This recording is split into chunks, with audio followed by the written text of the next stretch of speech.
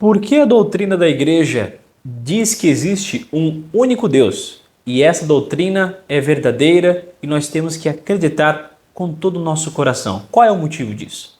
Seja bem-vindo a mais um vídeo do nosso canal Fé em Música Católica e é justamente esse assunto que nós vamos falar hoje. Mas antes de nós começarmos, já se inscreva no nosso canal, curta o vídeo e depois, ao final dele, compartilhe com os teus amigos, com o pessoal da tua paróquia, da tua comunidade, do teu grupo. Dentro da doutrina e da fé católica, nós temos vários elementos nos quais nós temos que acreditar. Os sacramentos, os 10 mandamentos e um deles também é o credo. O que é o credo? O credo é a profissão de fé. É através do credo que nós temos todos os artigos que vão dizer para o católico e até mesmo para aquele que não é católico no que é que nós cremos. E nós estamos iniciando com esse vídeo uma série de vídeos que eu gravarei chamado O Credo Explicado. Essa série de vídeos estará separada numa playlist onde você vai poder assistir esse e toda a sequência onde nós iremos explicar sobre os 12 artigos da nossa fé. Esses 12 artigos da fé eu os explicarei usando como referência o Catecismo Maior de São Pio X, que é um ótimo catecismo para que se ensine a doutrina cristã. Ele é um catecismo formado no estilo clássico de perguntas e respostas e é através dele que nós aprenderemos a nossa fé nessa sequência do Credo Explicado. Se ao final desse vídeo você tiver interesse em adquirir o Catecismo de São Pio X, eu deixarei aqui na descrição alguns links, eu não estou recebendo nada por eles, para que você possa ver os valores e escolher qual que fica melhor para você.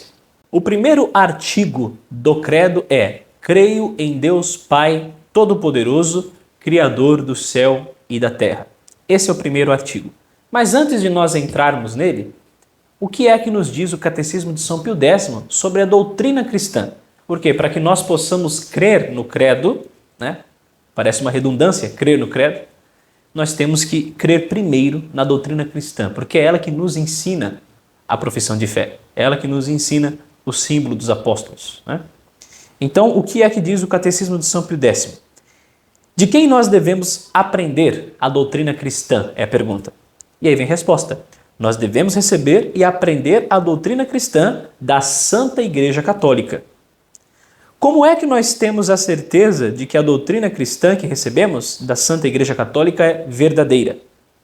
Temos a certeza de que a doutrina cristã que recebemos da Igreja Católica é verdadeira porque Jesus Cristo, autor divino desta doutrina, a confiou, por meio dos seus apóstolos, à Igreja Católica, por ele fundada e constituída mestra infalível de todos os homens, prometendo-lhe a sua divina assistência até a consumação dos séculos. Ou seja, nós temos que crer nessa doutrina e ter a certeza de que a doutrina cristã ela é verdadeiramente e unicamente transmitida pela Igreja Católica, porque ela é a Igreja verdadeira de nosso Senhor Jesus Cristo.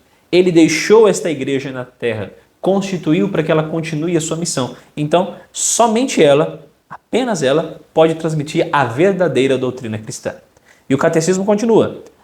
Há mais provas da verdade da doutrina cristã? A verdade da doutrina cristã é demonstrada ainda pela santidade eminente de tantos que a professaram e professam, pela heróica fortaleza dos mártires, pela sua rápida e admirável propagação no mundo e pela sua plena conservação através de tantos séculos de muitas e contínuas lutas.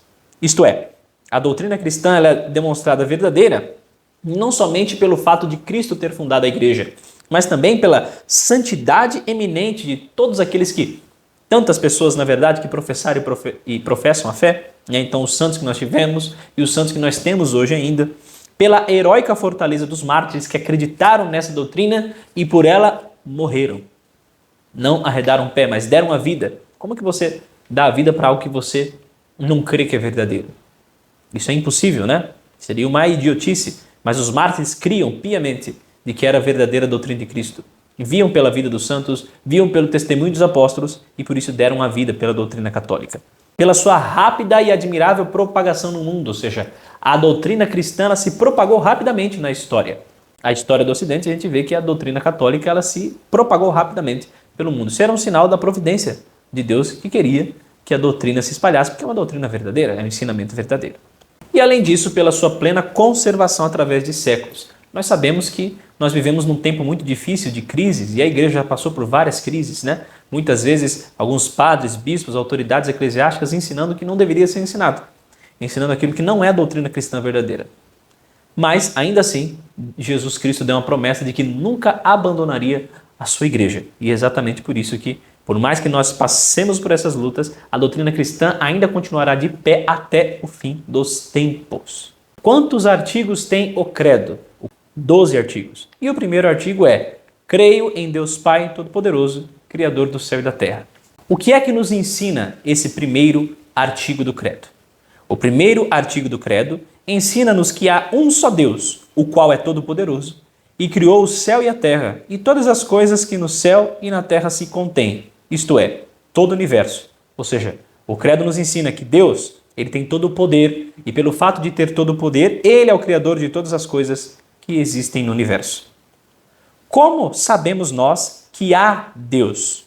Sabemos que há Deus, ou seja, que Deus existe, porque a nossa razão nolo demonstra e a fé nolo confirma.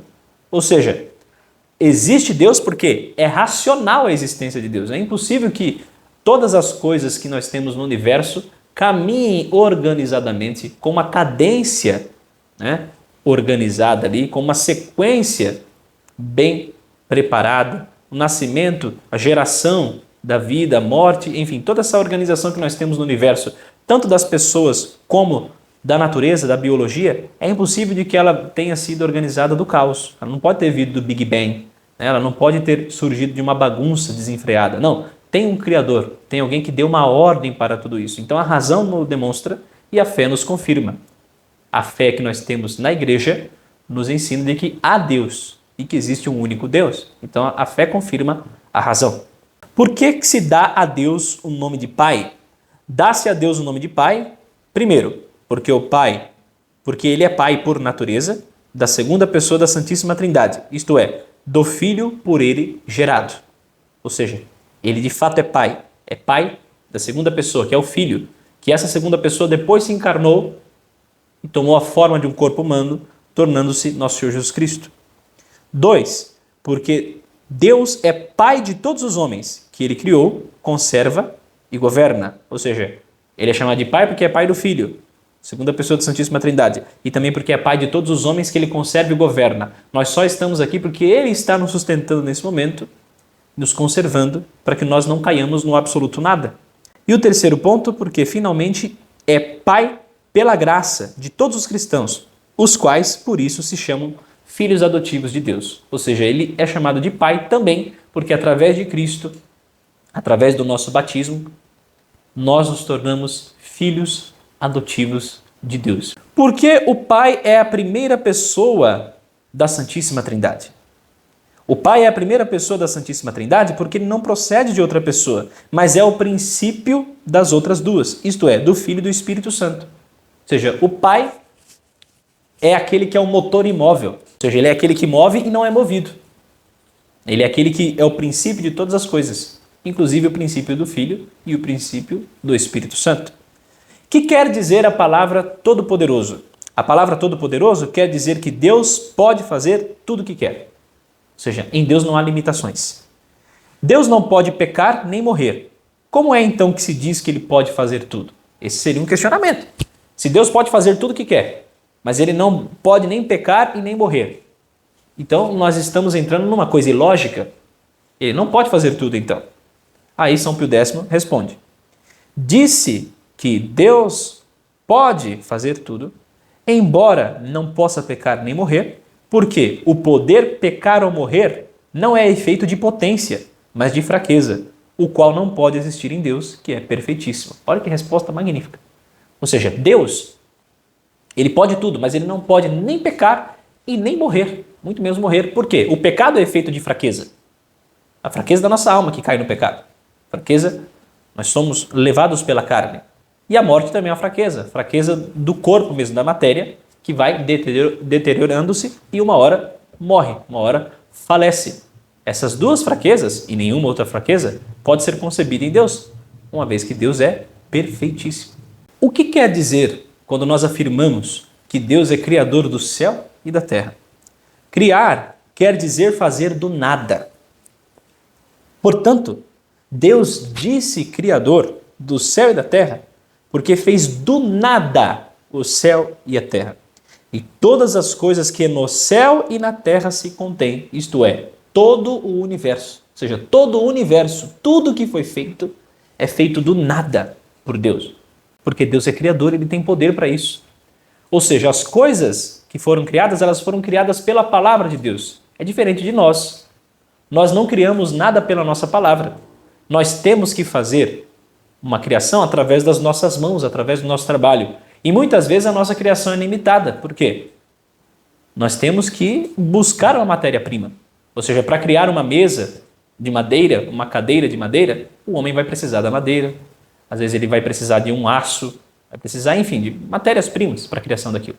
É diferente de Deus. Deus cria a madeira do absoluto nada. Deus cria a árvore do absoluto nada. Nós, quando nós dizemos uma palavra, nós estamos dizendo um referente de algo que existe. Então tem ali o sinal, a coisa concreta, e eu tenho referência para falar daquilo que já existe. Mas com Deus é diferente. Deus não usa as suas palavras para falar do que já existe. Não, Deus usa as suas palavras para criar aquilo que ainda não existe. Como acontece no Gênesis. Deus diz o quê? Faça-se a luz, fiat lux, e a luz se fez. Nós podemos fazer isso? Não. Nós olhamos para a luz, vemos aquele objeto luminoso e aí nós damos o nome de luz. Ou seja, nós estamos dando referente para algo que existe. Deus não. Deus dá a existência e Deus dá a referência, né? O nome daquele algo. Ok? Porque Ele é criador. O mundo foi criado somente pelo Pai? O mundo foi criado igualmente por todas as três pessoas divinas. Porque aquilo que uma pessoa faz relativamente às criaturas, fazem-no com um só e o mesmo ato também as outras. Ou seja, Deus é trindade. Então, na criação do mundo, Deus Pai não cria sozinho, mas Ele cria junto com o Filho e com o Espírito Santo. Nós podemos ver no capítulo 1, versículo 26 do livro do Gênesis, conforme a Vulgata, Deus dizendo: Faciamus hominem ad imaginem et similitudinem nostram. Façamos o homem a nossa imagem e semelhança. Ou seja, quando Deus cria o homem, a prova de que ele não está sozinho é de que o verbo já está no plural. Façamos. Tanto o verbo como o pronome. Nossa. Façamos o homem a nossa imagem e semelhança. Se fosse Deus Pai sozinho, seria farei o homem a minha imagem e semelhança. Mas não é. Desde o início, Deus está na família que é a Santíssima Trindade. Bom, se não foi Deus Pai que criou sozinho o mundo, então o catecismo pergunta: por que é que se atribui a criação, então, particularmente ao Pai? Atribui-se a criação particularmente ao Pai porque a criação é efeito da onipotência divina, ou seja, do poder divino, a qual se atribui particularmente ao Pai, como se atribui a sabedoria ao Filho e a bondade ao Espírito Santo, embora todas as três pessoas tenham a mesma onipotência, sabedoria e bondade. Ou seja, todas as três pessoas elas têm o mesmo poder, a mesma sabedoria e a mesma bondade. Mas aqui acontece que nós estamos fazendo apenas atribuições às três pessoas da Santíssima Trindade. Dentro das atribuições de Deus, da Trindade em si, né, como único Deus, existem também essas atribuições específicas de cada uma das pessoas da Santíssima Trindade. Isso tudo nos mostra que a Santíssima Trindade ela é um mistério de diversidade e unidade. Diversidade de que cada pessoa tem a sua atribuição, mas ao mesmo tempo são uma coisa só, são um Deus só. E aí o catecismo continua. Se Deus é criador, Deus cuida do mundo e de todas as coisas que Ele criou? Sim, Deus cuida do mundo e de todas as coisas que criou. Conserva-as e governa-as com a sua infinita bondade e sabedoria. E nada sucede no mundo sem que Deus o queira ou permita. Isso é importantíssimo. Nada acontece no mundo sem que Deus o queira ou permita. Todas as coisas que acontecem são permissão ou querer de Deus. Ou é a vontade dele afirmativa mesmo, aquela vontade que ele quer, ou é uma vontade permissiva. E aí pode vir uma pergunta que é muito comum. Por que dizeis que nada sucede sem que Deus o queira ou permita?